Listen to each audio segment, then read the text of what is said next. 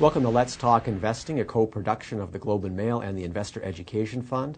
I'm Rob Carrick, personal finance columnist at the Globe and Mail, and with me is Preet Banerjee. Preet is the author of the WhereDoesAllMyMoneyGo.com blog, and he's also an ex-investment advisor. Preet, let's talk about investing for 20-somethings. I'm just in the workforce. I'm about my mid-20s. Retirement seems like 100 years away. Should I start saving for retirement that young? Two schools of thought. Some people would say, you know what, focus on getting into your house first, and you can worry about investing later on. And the second school of thought is the earlier you start, the better off you are. So I don't think there's one correct answer that sort of fits all situations.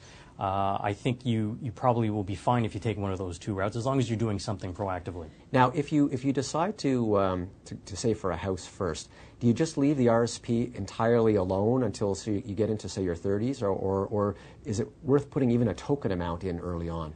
Well, one of the benefits of the RRSP is that we have the home buyers plan, so you can actually contribute to an RRSP, and then you can give yourself an interest-free loan to help finance your down payment for the house. So there's, while most people associate an RRSP with retirement, there are other uses for it as well. It's almost like a savings plan, but of course you should try to avoid pulling money out for transitory reasons, like you right. have a cash flow crunch at a certain point in time. Right, you don't want to use it to pay for a vacation. Right. Now, the new tax-free savings accounts, very attractive because you can put $5,000 in, and whatever money you earn in interest or dividends or capital gains, it's tax-free. What do you like better for a young person to start with, a TFSA or an RRSP? Again, it depends. If they've got a purchase of a home coming up in the near future, an RRSP, certainly you'll have access to the home buyers plan. On the other hand, the TFSA is a little bit more flexible. So if you're putting money into a tax-free savings account, you can take it out without having those negative tax consequences if you're not using it toward the home buyers plan.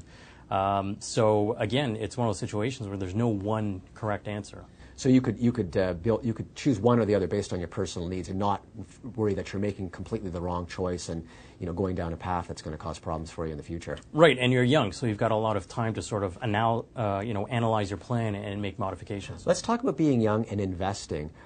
You're putting together a portfolio. What kind of a risk profile can you afford to have compared to, say, your parents? Well, that's a good question. I mean, one of the rules of thumb is that your allocation to fixed income should be what your age is.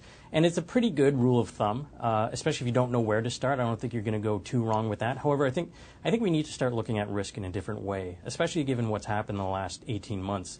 Because when you go to an advisor, they give you those risk tolerance questionnaires and you answer them. It's a 10-minute exercise, and you're deciding your characteristics of your portfolio for 10, 20, 30 years, and a lot of people don't take it seriously enough. Last question, Preet. I want to start investing, and I've only got a little bit of money because I'm in my mid-20s and I've just started saving. Where do I go to do my investing? Should I find an advisor? Should I use an online broker? Should I just go to my bank? What do you like best? Again, sort of the theme here is that I don't think there's any single best answer. It depends on the individual. So if they feel empowered and they do take the time to invest in educating themselves about personal finance, I think you're fine to start doing it yourself through an online brokerage. The alternative is you can also paper trade. So you can experiment with investing using a simulated account. And most of the main brokerages, the online brokerages, have that ability. Okay, last question for you. What if I just go to my bank? How am I going to get decent quality advice from them? You know, it really depends. I can't really say that any one channel is better.